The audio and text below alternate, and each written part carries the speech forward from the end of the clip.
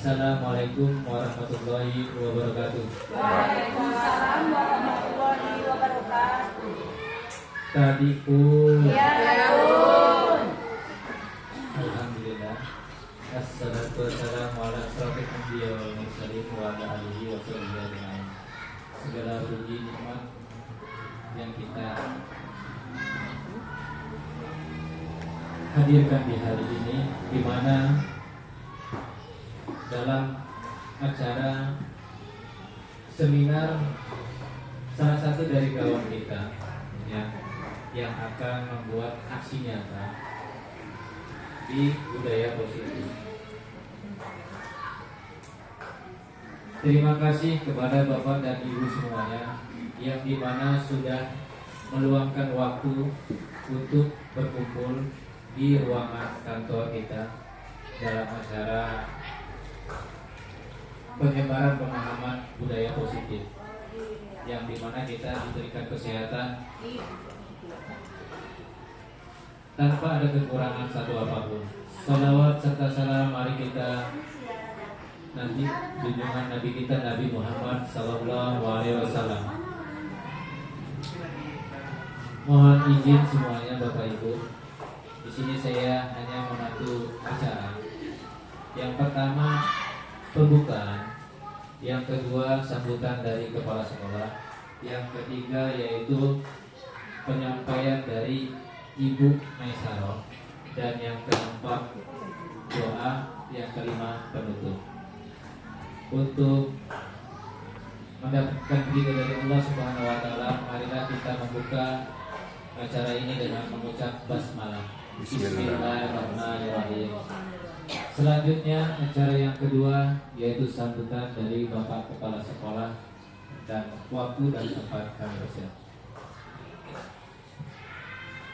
Bismillahirrahmanirrahim. Assalamualaikum warahmatullahi wabarakatuh. Waalaikumsalam warahmatullahi wabarakatuh. Tapi pun. Ya pun. Alhamdulillah. Alhamdulillah.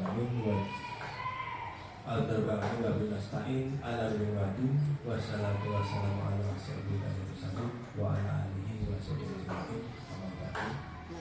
Yang terhormat Bapak Ibu Dewan Guru SD Negeri 1 Bandung, wabil khusus Bu Maisaro selaku narasumber untuk kegiatan kelompok belajar pada hari ini. Syukur kita berdoa kepada Allah SWT atas limpahan karunia-Nya pada pagi menjelang siang hari ini kita dapat berkumpul dalam kegiatan,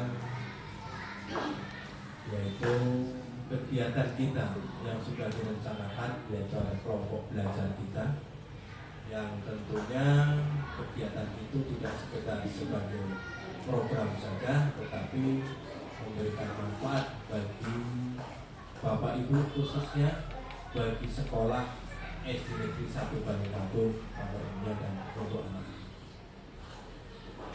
Seperti yang disampaikan oleh pemandu acara, bahwa seminar kita pada hari ini diberi judul penyebaran pemahaman budaya positif,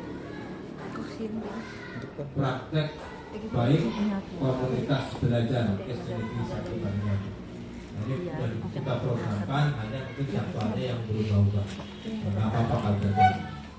Nah, kalau penyebaran pemahaman budaya positif, ini kalau melihat judulnya sangat bagus sekali. Harapannya tidak hanya sekedar kita di seminar saja, tetapi budaya positif itu kita kembangkan dalam keseharian. Contoh, ya kebiasaan kita yang gampang saja, yang nggak harus baca buku ya, seperti datang dan pulang tepat pada waktunya, ikuti aturan, itu bagian dari budaya positif. Itu yang gampang saja. Daripada kita harus baca buku, kayak kuliah malah pening gitu. Nah itu. Kemudian contoh-contoh yang lain, seperti piket, anak suruh buang sampah dan sebagainya. Itu budaya positif. Itu yang kesehatan. Di sini adalah komunitas belajar. Nah, setiap kita kegiatan, bahwa belajar ini adalah sepanjang masa, apalagi guru. Guru itu setidaknya berhenti belajar ini kalau pensiun, itu guru. Sebenarnya seperti itu. Tapi sebenarnya belajar itu sepanjang masa. Selama kita masih bisa baca, masih hidup, belajar itu tetap kita lakukan. Belajar apa saja, bukan belajar hanya matematika, bahasa Indonesia, PKN. Baca koran itu bagian dari belajar. Baca koran, termasuk mungkin Bapak Ibu baca Al-Quran dengan terjemahnya itu bagian belajar juga. Jadi belajar itu bermacam-macam. Jadi itu. Nah, kemudian pada hari ini teman kita dengan mengikuti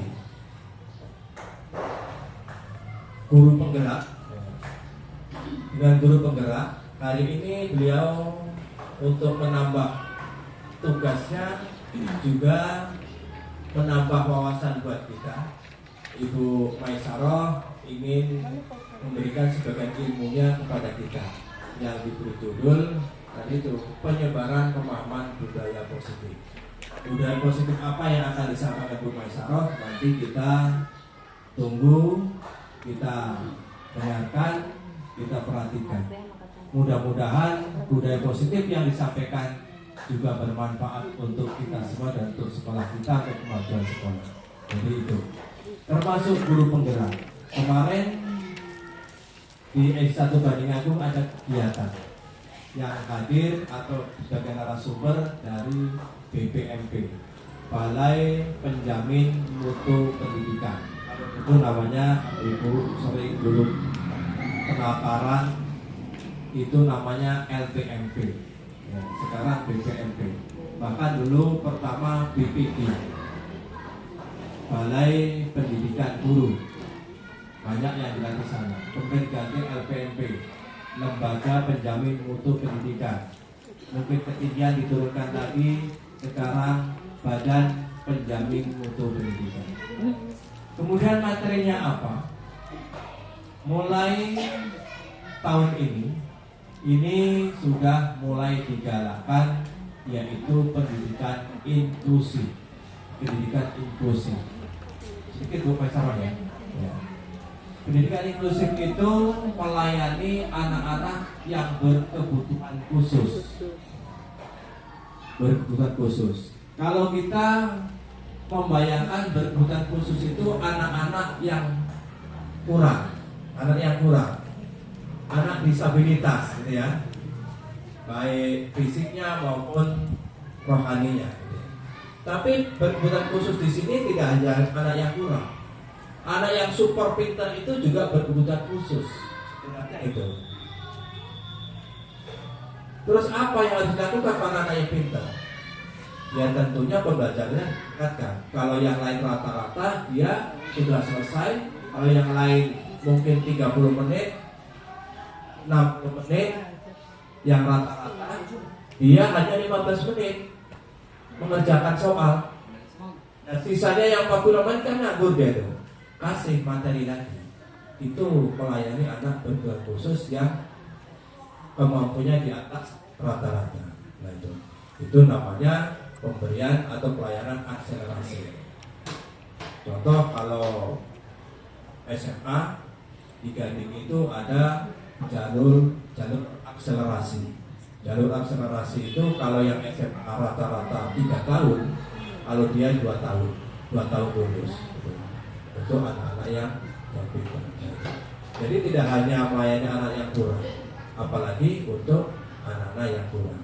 Jadi kita jangan perlakukan itu berbeda. Jangan diperlakukan berbeda. Dan setiap sekolah diwajibkan menerima itu. Kalau kemarin anak yang kurang udah sekolah sana lagi, sekolah sana aja kan gitu ya kemarin ya. PPDB kalau nggak salah ya. Nah, itu kalau ketahuan bahaya juga itu sekolah. Bahaya juga sekolah itu. Kemudian ada anak yang mungkin, contoh sekarang ada anak kelas 5C. 5C ini kayak mau kayak enggak belajarnya, namanya juga masalah. Kalau nggak digiring-giring susah. Itu juga harus perlakuan sama. Harus perlakuan sama. Nah sementara ini memang kita tidak punya ilmunya.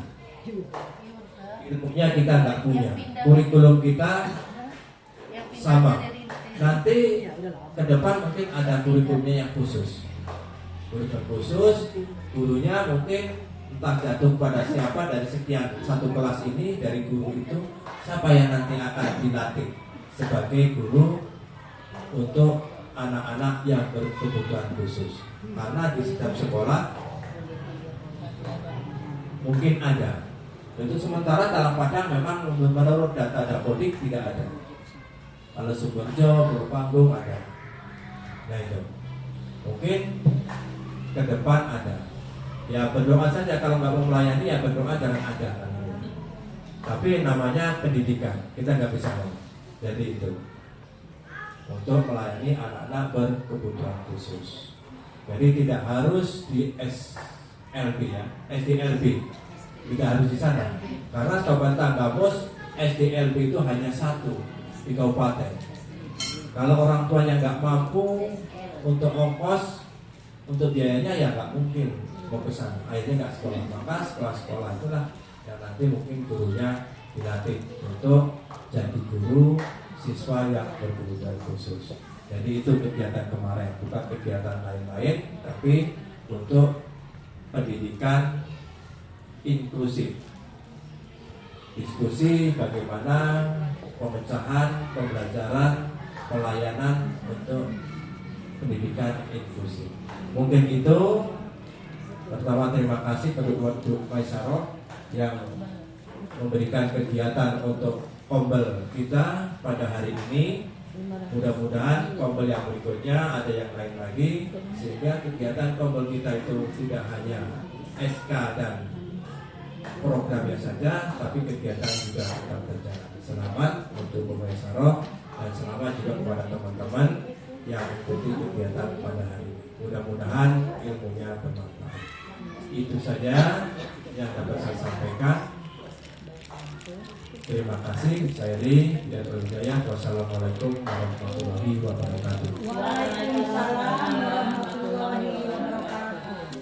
Terima kasih kepada Bapak Kepala Sekolah Bapak Haji Widarto yang dimana telah kita dengarkan, dimana kemarin memang ada satu kegiatan dari BPMP tentang masalah inklusi.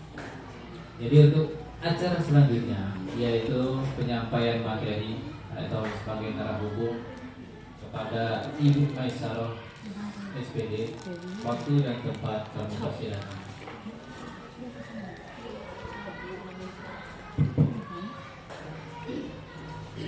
Bapak Ibu, di depan Bapak Ibu sudah ada snack yang silahkan dicicipi. Jadi kita santai saja sambil makan, tidak apa-apa Bapak Ibu.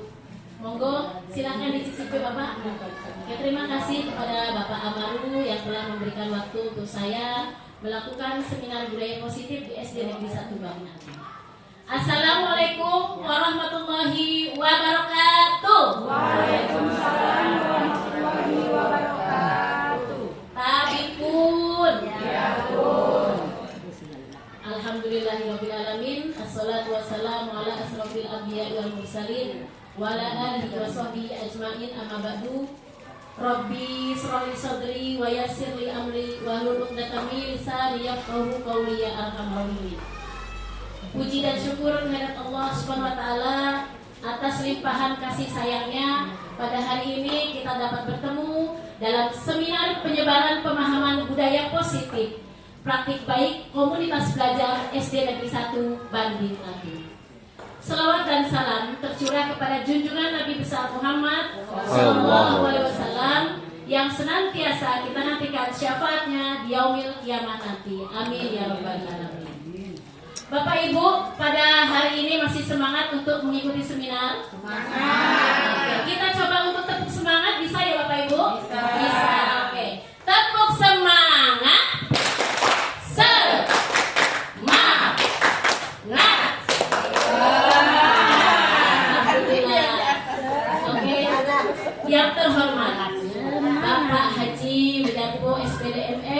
selaku Kepala SD Negeri 1 Bani Agung, yang terhormat Bapak Ibu guru beserta stakeholder yang berbahagia.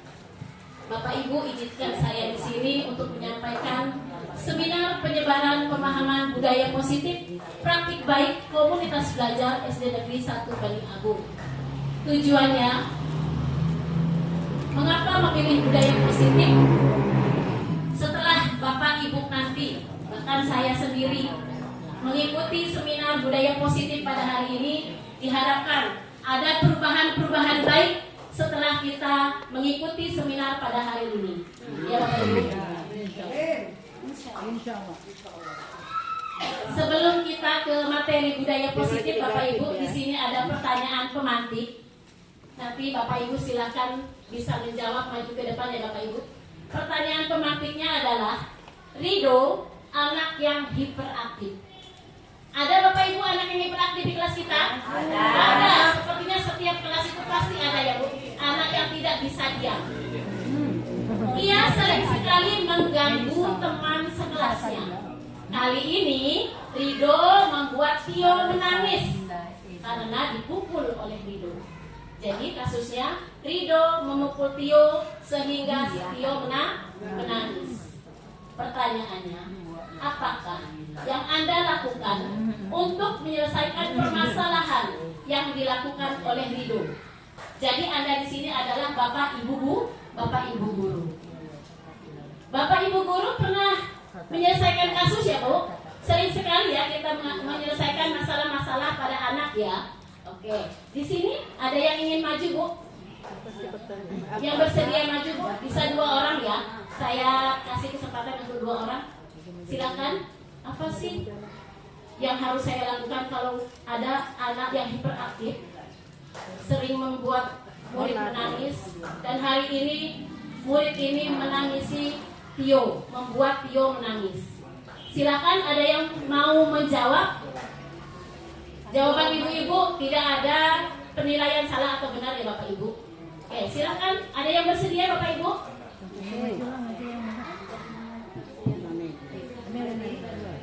Perwakilan tidak apa-apa ya. Baik, dari pertanyaan pemantik ini ada 2 orang anak ya Bu ya, tapi dilibatkan dari Rido. Saya coba untuk menenangkan keduanya ya terlebih dahulu, kemudian saya tanya apa yang terjadi. Kemudian setelah saya tahu, baru kita bisa menarik kesimpulan. Kemudian jika itu si Rido memang anak yang hiperaktif ya, artinya anak yang memang harus kita tangani ya Bu ya. Jadi kita coba untuk tetap terus memberi dia pemahaman, mengingatkan kembali, kemudian untuk memberi dia semangat supaya tidak melakukan itu lagi. Walaupun pada dasarnya dia akan melakukan hal yang seperti itu lagi. Begitu Ibu. Terima kasih. Tepuk tangan dulu itu Ibu Meli Tiara. Jawaban yang sangat bagus Ibu Meli Tiara. Baiklah Bapak Ibu, jawaban dari Ibu Meli Tiara ini kita bungkus dulu. Nanti apakah sudah cocok ya dengan kedudukan seorang guru dalam menghadapi kasus yang ada pada peserta didik? Kita masuk ke pendidikan. Sedikit saya buka tentang pendidikan Ki Hajar Dewantara ya, sebelum kita memasuki ke tahap budaya positif. Pendidikan menurut Ki Hajar Dewantara adalah pembudayaan buah budi. Jadi saya beri warna pink atau merah, buah budi ibu-ibu. Berarti sesuatu hal yang baik, hal yang positif. Pembudayaan buah budi manusia yang beradab dan buah perjuangan manusia terhadap 2 kekuatan yang selalu mengelilingi hidup manusia, yaitu kodrat alam dan kodrat zaman atau masyarakat. Jadi kita sebagai guru harus memiliki buah budi, hal-hal baik Bapak Ibu, agar peserta didik kita dapat melihat tingkah laku kita, ucapan kita, baik di dalam kelas maupun di luar kelas. Itu buah budi. Jadi seorang guru juga memang dituntut harus memiliki akhlak yang baik Bapak Ibu. Kemudian beradab. Kalau di sini penampilan yang pertama disorot untuk seorang guru. Kalau di SD 1 Bani Agung saya rasa sudah cukup baik untuk penampilan ya. Maksudnya untuk sopan santun, pencontohan kepada peserta didik sudah bagus ya Bapak Ibu untuk penampilan. Kemudian selalu mengelilingi hidup manusia yaitu kodrat alam. Kita tidak bisa terlepas dari kodrat alam, yaitu kodrat lingkungan sekolah kita ya Bapak Ibu. Kita ini tinggal di lingkungan pasar. Jelas berbeda dengan anak-anak yang tinggal di lingkungan pedalaman. Mereka jarang sekali melihat kendaraan roda 2, apalagi roda 4 kalau di pedalaman. Nah kalau kita untuk pembelajaran, kita menyesuaikan kodrat alam. Terus peserta didik kita itu beragam macam ya Bapak Ibu, karena kita tinggal di lingkungan pasar. Ada yang hiperaktif, ada yang pendiam, ada yang pemarah. Nah inilah pembentukan kodrat alam inilah yang terjadi pada peserta didik kita. Kemudian kodrat zaman. Peserta didik kita itu rata-rata Bapak Ibu semuanya sudah mengenal handphone ya Bapak Ibu. Dari yang kecil saja mereka sudah mengenal handphone. Begitu juga dengan kita gurunya. Kemarin waktu kita 17 Agustus kita sudah mengikuti kodrat zaman Bapak Ibu. Tanpa kita sadari pembuatan topi kreasi kemarin itu kalau tidak lihat YouTube lihat kemana coba. Kita mengikuti perkembangan zaman. Kita tidak bisa meninggalkan perkembangan zaman. Kenapa? Karena banyak sekali hal-hal baik yang ada di media-media informasi yang ada di sekitar kita. Kemudian pendidikan sebagai usaha manusia untuk memerdekakan lahir batin, terutama anak Bapak Ibu, terutama peserta didik. Kalau peserta didik baru mau masuk sekolah saja sudah menangis, sudah ketakutan sama gurunya, ya. Jadi kira-kira yang kita pikirkan ada apa ya dengan guru ini? Kok anak saya kalau masuk kelas pasti menangis. Kalau mau berangkat sekolah itu sudah ketakutan. Bahkan kasus ini pernah terjadi dengan anak guru saya sendiri. Begitu bilang, nak, nanti kamu sudah kelas 5, gurunya ini loh, nangis ketakutan. Saya identifikasi, kenapa anak ini seperti ini? Di mana letak salahnya gitu ya? Di mana yang harus diluruskan? Ternyata memang ada hal-hal yang harus diluruskan. Mengapa anak ini sampai menangis kalau ketemu guru? Nah, hari ini pelajaran apa nak? Misalnya bahasa Jepang Bu, misalnya. Nggak mau lah Bu, saya sama Bu guru itu. Pernah nggak Bu dengar seperti itu? Pernah Bu dengar anak murid mengeluh ketakutan dengan salah satu guru? Pernah? Nah, itulah Bu, kita harus memerdekakan lahir dan batin peserta didik kita. Jangan sampai bagaimana pelajaran itu mau masuk ke dalam otak Bapak Ibu kalau anak saja sudah ketakutan dengan Bapak Ibu gurunya. Agar manusia tidak bergantung kepada orang lain, akan tetapi bersadar atas kekuatan dirinya sendiri. Ya, dengan hal-hal lain itu mereka terbiasa nanti akan menyelesaikan masalah-masalahnya dengan kemampuan diri sendiri ya Bapak Ibu. Selanjutnya kita memasuki pengertian dari budaya positif. Pengertian budaya positif adalah nilai-nilai, keyakinan-keyakinan, dan kebiasaan-kebiasaan di sekolah yang berpihak pada murid. Kebiasaan-kebiasaan yang berpihak pada murid, yaitu apa? Kalau sebagai guru kita harus melakukan kebiasaan-kebiasaan, memberi contoh yang baik untuk peserta didik. Ya, apa yang kita lakukan itu kalau di sekolah itu 100% untuk melayani peserta didik. Besarnya sekolah SD Negeri 1 Banding Agung ini, megahnya SD Negeri 1 Banding Agung ini, yang disorot orang pertama muridnya banyak ya Bapak Ibu, ya kan? Hebatnya kita di situ kan? Makanya kita sebagai guru harus melayani dengan baik.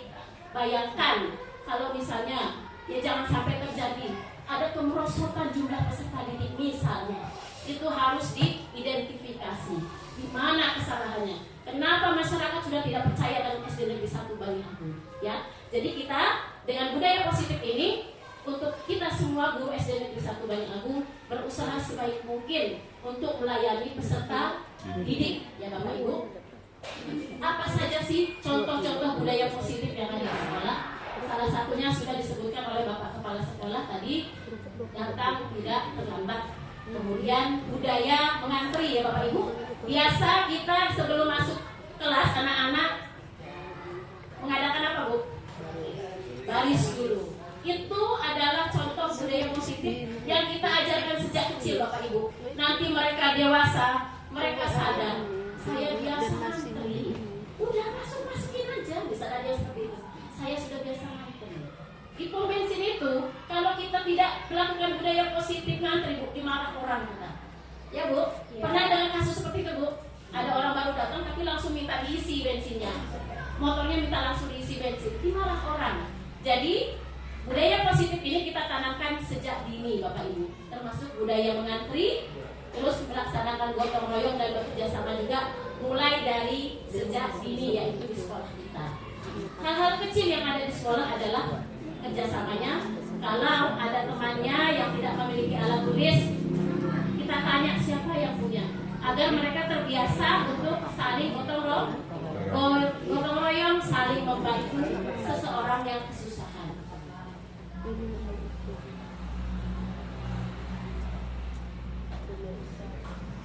Oke, diharapkan Bapak Ibu setelah mengikuti budaya positif ini, pendidikan budaya positif ini, ada perubahan-perubahan dalam pembelajaran.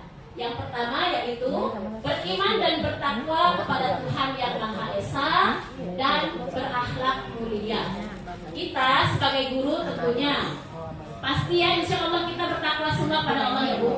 Apalagi kita orang Islam. Kalau tentang sholat 5 waktu sudah tidak diragukan lagi ya Bapak Ibu. Begitu juga dengan akhlak kita sebagai guru. Jadi kalau tadinya kita terbiasa membentak-bentak murid dengan kata-kata kasar, ya telunjuk kita yang diberikan oleh Allah ini biasa mendikte murid-murid kita yang bersalah. Sekarang setelah mengikuti budaya positif, telunjuk yang biasa seperti ini harus kita ubah Bapak Ibu. Ya, kita ganti dengan memotivasi murid ya Bapak Ibu. Oke, yang selanjutnya berkebinekaan global atau berpikiran terbuka. Selain guru ya harus berpikiran terbuka, peserta didik kita juga harus berpikiran terbuka. Mereka harus bersedia menerima. Ada teman yang lembut, ada teman yang sifatnya suka pemarah, ada rambut yang keriting, ada juga anak yang kurus, yang gemuk. Mereka harus menerima, harus terbuka ya. Kemudian bergotong royong. Bapak Ibu bisa menyebutkan contoh kecil di kelas budaya gotong royong di dalam kelas apa ya Bapak Ibu contoh kecilnya? Bagus sekali. Tiket. Ada lagi Bu? Menghias kelas. Menghias kelas ya. Itu adalah contoh-contoh kecil, perubahan kecil dalam menanamkan sikap gotong royong kepada peserta didik kita. Kemudian mandiri. Nah, seorang guru harus mandiri. Mandiri itu artinya memiliki ide-ide cemerlang ya Bapak Ibu. Kalau kita punya ide Bapak Ibu, jangan sungkan-sungkan untuk berbicara dengan kepala sekolah. Jika kepala sekolah nanti mengizinkan, kita jalankan ide-ide baik itu. Ya, Pak, saya memiliki ide untuk begini, begini dan begini. Sampaikan kepada Bapak kepala sekolah tidak apa-apa. Tapi kalau kata Bapak kepala sekolah, jangan dulu ya Bu. Mungkin waktunya kurang tepat. Ya jangan dijalankan karena kita punya pimpinan ya. Kemudian bernalar kritis. Oke, untuk bernalar kritis ini baik guru maupun murid harus bisa mencari informasi yang baik ya Bapak Ibu. Memilah-milih. Di YouTube itu banyak informasi, tapi ada yang baik, ada yang buruk, ada yang berdampak negatif untuk peserta didik kita. Jadi kita juga sebagai guru mengingatkan murid kita karena memang dunia ini sudah dunia HP ya Bapak Ibu. Kita sebagai guru selalu mengingatkan untuk menonton yang baik-baik saja ya Bapak Ibu. Kemudian penuh kreativitas. Ya Bapak Ibu di sini kebanyakan muda-muda dan yang mau pensiun juga sekali 3 hilang ya Bapak Ibu. Jadi ini gantinya muda-muda semua. Pasti tenaganya masih kuat ya. Contohnya kemarin kita 17 Agustusan luar biasa idenya Bu. Baju merah, kopi menyala. Kalau kita disuruh jalan pakai itu kayaknya menang kemarin ya Bu. Meriah sekali. Jadi ide kreatif positifnya itu memang sangat dibutuhkan ya. Apalagi masih muda-muda ini jangan kendor kata orang ibu. Semangat. Oke, langsung begitu. Semangat. Setuju. Ya, kita ini belum berterima kasih kepada guru olahraga kemarin ya. Sangat memberi andil besar. Begitu juga dengan guru-guru muda ini luar biasa. Kita tepuk tangan untuk kita semua. Oke. Makasih Bu Jo. Berkat kerjasama Bapak Ibu ya, Kerjasama kita kita semuanya semua. dapat berjalan dengan baik ya Bapak Ibu ya. Oke, untuk selanjutnya motivasi perilaku manusia. Apa sih yang membuat seseorang melakukan sesuatu? Menurut Diana Gosen ada 3 motivasi perilaku manusia. Mengapa saya melakukan itu? Yang pertama alasannya saya menghindari ketidaknyamanan atau hukuman. Saya mau ngelatih ini misalnya agar saya tidak dimarah kepala sekolah. Nah, ada seperti itu ya Bu motivasinya. Saya mau melakukan ini agar saya diberi hadiah. Belum melakukan sesuatu tapi sudah hitung-hitungan. Kalau pindah iya misalnya Bapak Ibu itu mengharapkan sesuatu. Ada alasan mengapa orang melakukan sesuatu. Yang kedua mengharapkan imbalan atau penghargaan ya dari orang lain seperti saya sebutkan tadi, ingin dibayar, ingin disanjung ya Bapak Ibu. Tapi ada yang ketiga Bapak Ibu yang bagus adalah menjadi orang yang mereka inginkan, menghargai diri sendiri. Ya Bapak Ibu, kita kalau dimarah-marah orang enak nggak Bu? Nah kalau kita sudah melakukan budaya positif, berarti kita sudah menghargai diri sendiri kan ya Bapak Ibu ya, untuk tidak dimarah-marah oleh orang lah untuk orang lain. Jadi yang ketiga yang baik adalah mengapa sih saya melakukan hal tersebut? Karena saya ingin menjadi orang yang mereka inginkan, menghargai diri sendiri dengan nilai-nilai yang mereka percaya. Kemudian Bapak Ibu, nah kalau ini lebih ke peserta didik kita Bapak Ibu. Kebutuhan dasar manusia. Kebutuhan dasar manusia merupakan unsur-unsur yang dibutuhkan oleh manusia dalam menjaga keseimbangan baik secara psikologis maupun fisiologis lahir batin. Kenapa sih murid saya ini selalu begini? Itu ternyata ada apa Bu? Ada sebab-sebabnya. Dia itu ingin apa sih? Kenapa sih tiap hari mau di kantor terus dipanggil bapak ibu guru? Pernah ya? Sebentar-bentar masuk berantem panggil ke kantor. Sebentar-bentar nangisin anak orang panggil ke kantor. Ternyata ada Bu dasar mengapa mereka melakukan hal tersebut. Yang pertama, kasih sayang dan rasa diterima. Mereka itu kadang-kadang kurang kasih sayang Bu di rumah. Ayah pergi pagi, pulang sore.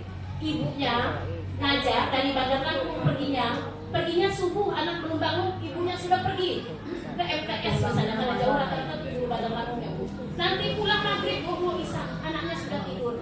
Jadi anak-anak itu kurang kasih sayang. Mereka aneh-aneh di kelas karena ingin disayangi, ingin diterima Bapak Ibu ya. Jadi harus kita identifikasi, oh berarti kita ini sebagai guru harus peka, mau bisa nggak ya seperti itu ya Bapak Ibu. Kemudian bertahan hidup. Ada anak suka malak ya Bu. Saya waktu kelas 2 banyak betul ada wali murid Bu si itu dipalak, besoknya lagi anak saya juga. Ternyata Bu identifikasi dulu kasusnya. Kenapa anak ini suka malak? Ternyata Bu kita lihat latar belakang orang tuanya keadaannya sulit Bu. Seringkali saja mungkin karena harus ongkos rumahnya agak jauh gitu. Kita tuh sebagai guru harus sensitif. Oh anak saya itu kenapa sih malah terus mau jajan supaya tidak kelaparan, bisa bertahan hidup. Kita sebagai guru peka. Kamu udah sarapan? Kasih Bu kalau memang kita ada rezeki. Beli roti. Ya seperti itu ya Bu ya. Jadi kita sebagai guru tuh harus peka apa yang terjadi dengan murid itu jangan langsung. Kenapa sih malah terus? Kita tidak tahu kondisi orang tua anak itu. Ternyata dia makan dari pagi, bahkan dari malam tidur itu mungkin dia lapar. Makanya di sekolah dia melakukan pemalakan. Ya Bapak Ibu. Oke, di sini ada kebebasan. Yang selanjutnya kebebasan. Ada murid kita yang tidak bisa diam ya Bapak Ibu di kelas. Mungkin di rumahnya Bapak Ibu dia terkekang. Mau gerak dikit, jangan kotor-kotor. Mau gerak dikit, kamu duduk di situ. Itu musik ayah bisa dia terkekang di rumah. Di sini Bu dia merdeka Bu, makanya tidak bisa diam, bebas anak ini ingin memiliki kebebasan, maka guru yang baik adalah bawa Bu ke lapangan. Kalau nggak bisa dia Bu, ajak dia lomba lari. Dia tersalurkan Bu bakatnya, karena memang nggak bisa diam ya Bapak Ibu. Kemudian ada kesenangan, ada anak-anak yang kalau lagi belajar itu sedikit ketawa-ketawa gitu ya, apalagi kelas tinggi ya Bapak Ibu. Sering ya, ada guru nerangkan dia ngobrolnya itu anak-anak. Dia ingin memiliki kesenangan, ingin bahagia, ingin bermain-main terus anak-anak itu. Yang terakhir, penguasaan. Apalagi di kelas rendah Bu, pensil teman diambil, ya Bu ya.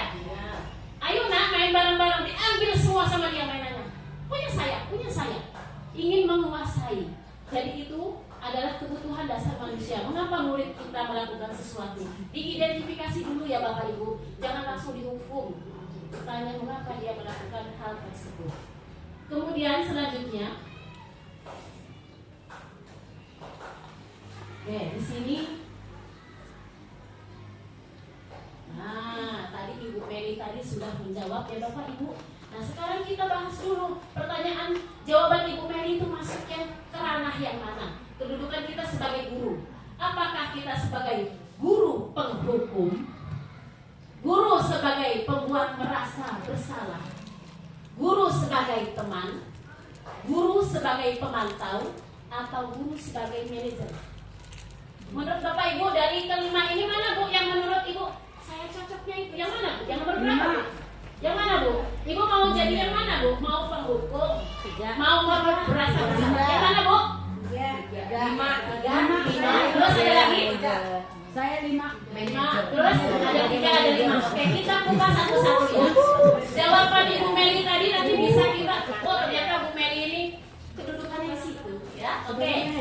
Sebagai penghukum, anak berkelahi Bu tanpa diidentifikasi, kenapa kamu nonjok dia nak? Kita langsung memang tukang nangisin temennya. Sana berdiri di lapangan. Bagus tidak seperti itu Bu.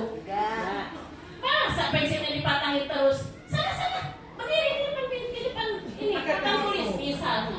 Itu ciri-ciri guru penghukum ya Bapak Ibu. Sekarang kedua, guru sebuah pembuat merasa bersalah. Jadi belum diidentifikasi, enggak ditanya. Memang gara-gara kamu semuanya ini. Tiap hari ada yang berantem gara-gara kamu. Nah, telunjuknya ini. Tangan telunjuk ini maju Bapak Ibu. Itu ciri-ciri guru yang selalu membuat murid merasa bersalah.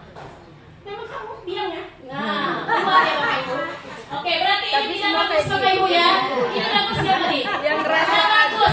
Guru sebagai teman. Bagus ya Bapak Ibu? Bagus, indah didengar. Tetapi belum menyelesaikan masalah. Kenapa masalah? Ini ada kasus nih. Kenapa nak? Oh, Bapak juga pernah seperti itu. Udah, Bapak masuk aja. Nah, tapi tidak selesai masalahnya. Di kelas mereka masih kamu. Nah, belum salaman. Si murid ini belum salaman Bapak Ibu. Karena Bapak juga pernah kayak gitu lah. Masih masuk kelas. Belum selesai Bu. Belum salaman anak kita, belum berbaikan. Berarti kasusnya masih ada ya Bapak Ibu. Selanjutnya guru sebagai pemantau. Pemantau cuma mantau aja. Tapi apa nak? Ini Pak berantem. Emang dia biasa. Bapak sering lihat gitu. Tuh di catatan tuh. Kamu semua namanya yang berkelahi. Mantau aja Bapak Ibu. Tapi tidak menyelesaikan masalah. Nah, ini yang jawab nomor 5 nih. Bagus. Ini kayaknya jawaban Bu Meli ini. Alhamdulillah Bu Meli. Berkat S2. Berkat S2 ya. Guru sebagai manajer.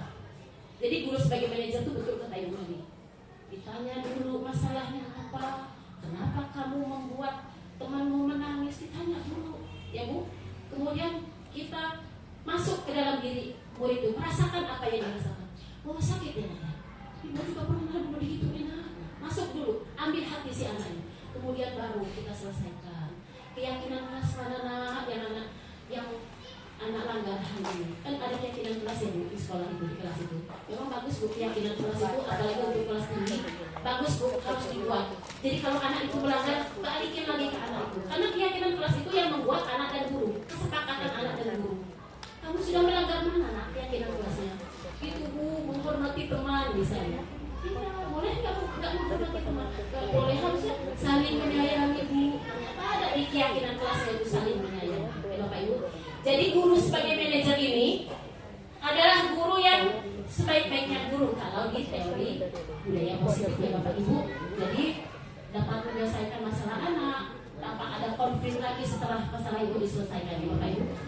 Selanjutnya Bapak Ibu, nah ini contoh keyakinan kelas ya, di kelas 1 ini contoh saja ya. Jadi nanti kalau ada masalah balikin lagi ke siswanya Bu. Telah melanggar keyakinan kelas yang mana? Kenapa dilanggar? Seharusnya gimana nak bagusnya? Dibalikin lagi Bu ke murid. Ya seperti itu kalau ada kasus. Nah ini kasusnya tadi yang dijawab Bu Meli. Ada yang namanya segitiga restitusi Bapak Ibu. Sebelum kita mengatakan anak itu bersalah, ada 3 langkah yang harus kita lakukan, yaitu kita harus menanyakan kepada peserta didik mengapa peserta didik kita itu melakukan hal itu. Mengapa nak? Nanti kan dia jawab. Kemudian menstabilkan identitas. Oh, ibu juga pernah seperti itu nak. Semua orang pernah kok mengalaminya nak. Kita bawa ke alamnya. Kita seolah-olah menjadi dirinya, menjadi anak tersebut. Kemudian selanjutnya menanyakan keyakinan. Nah, misalnya anak itu habis nonjok. Coba kira-kira dari keyakinan kelas itu yang mana yang kamu langgar, gitu ya? Dibalikin lagi ke anak-anaknya. Sebaiknya gimana? Bagus nggak kayak gitu? Enggak Bu, pastikan jadi. Seharusnya seperti apa? Saling menyayangi. Kemarin saya ya Bu, pas kebetulan suruh praktek menyelesaikan masalah anak, kok anak saya itu ada yang tangannya dicucuk pakai pensil. Pas nangis itu kebetulan banget nih saya dapat kasus sama saya. Kenapa sayang? Awalnya gimana? Boleh nggak? Jadi diapain menyayangi tadi? Saya tendang guru, boleh nggak tendang? Nggak boleh. Kesepakatan kelas mana yang udah dilanggar? Saling menyayangi guru. Alhamdulillah dapat video. Ya tanpa saya sengaja murid saya jawabnya pas betul dengan apa yang saya inginkan. Saling menyayangi. Seharusnya apa nak? Harus saling menyayangi.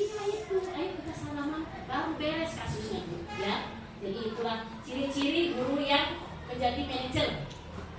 Kemudian Bapak Ibu dari rangkaian di atas sampai yang terakhir tadi ya, cara menangani masalah pada murid. Apakah ada yang ingin dibahas Bapak Ibu? Atau ada yang ingin ditanyakan? Boleh Bapak Ibu, kita bahas bareng-bareng pengalaman Ibu yang udah 40 tahun ya Bu? 40 tahun sudah kenyang. Ada yang masih mengganjal, silahkan. Ada Bapak Ibu? Silakan Ibu, kalau ada yang ingin bertanya. Ibu Meli. Terima kasih. Ada? Semoga bermanfaat. Oke. Ayo. Ada? Ada Bapak Ibu? Ya. Oke. Paham kamu.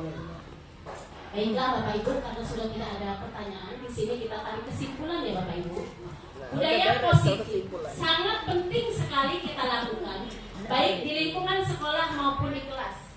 Di kelas harus berakhlak, di luar pun harus berakhlak, di lingkungan masyarakat pun harus berakhlak ya Bapak Ibu. Jangan kita tonjolkan kepada anak-anak kita. Wow, ibu itu kalau di luar begitu ya ternyata seperti itu ya saya lihat. Pas sayangnya biasa pakai. Budaya positif merupakan aksi nyata kita sebagai guru yang berkedudukan sebagai manajer. Mau ya Bu jadi guru sebagai manajer? Ya kita belajar ya setelah melakukan budaya positif ini. Gunakan teori segitiga restitusi dalam menyelesaikan masalah yang ada pada murid agar murid dapat menghargai guru. Tuh, kalau kita langsung marah-marah, tuh muridnya benci lagi sama kita ya Bu ya. Tuh habis dimarahin saya sama ibu itu. Nah, dapat menghargai guru dan bertanggung jawab atas kesalahannya. Jadi mudah-mudahan setelah mengikuti seminar budaya positif ini, kita semua guru SD Negeri 1 Bani Agung menjadi guru sebagai manajer. Insyaallah ya Ibu. Oke, tepuk tangan buat kita semua. Oke, terakhir semoga apa yang saya sampaikan pada hari ini bermanfaat untuk kita semua ya Bapak Ibu. Saya ucapkan terima kasih banyak atas kehadirannya Bapak Kepala Sekolah. Terima kasih sudah sudah memberikan waktu, memfasilitasi ruangan ini untuk saya menyampaikan seminar pada hari ini. Marilah Bapak Ibu kita tutup seminar kita ya Bu dengan Alhamdulillahirabbil alamin. Assalamualaikum warahmatullahi wabarakatuh. Alhamdulillah, terima kasih. Sudah ada tambahan untuk kita Bu. Yang pastinya untuk yang muda-mudanya. Nah, mudah-mudahan hatinya juga tergerak di mana kita untuk memajukan sekolah, bukan tujuan untuk diri pribadi, tetapi kita untuk memajukan sekolah yang kita cintai ini, yaitu SD Negeri 1 Bandingagung. Semoga kedepannya lebih maju dan lebih semangat lagi. Dan satu lagi, juara. Iya. Ya, terima kasih kepada Ibu Maisaroh yang sudah memberikan pengetahuannya kepada kita semua. Untuk acara selanjutnya doa, tapi yang doanya nggak ada, masih doain sebagainya. Jadi terpaksa doanya dihilangkan. Jadi acaranya kita tutup. Sebelum ditutup acaranya, saya mohon maaf apabila banyak kesalahan atas kekurangan dan segala kehilapan saya akhiri dengan mengucap lafaz hamdalah. Alhamdulillah. Sekian, terima kasih. Wabillahi taufiq wal hidayah. Wassalamualaikum warahmatullahi wabarakatuh. Nanti ya Pak. Saya nanti besok aja. Susun ya. 5 orang aja saya mau. Guru laki-laki. Silakan lagi banyak, Bu. Ayo banyak. Iya.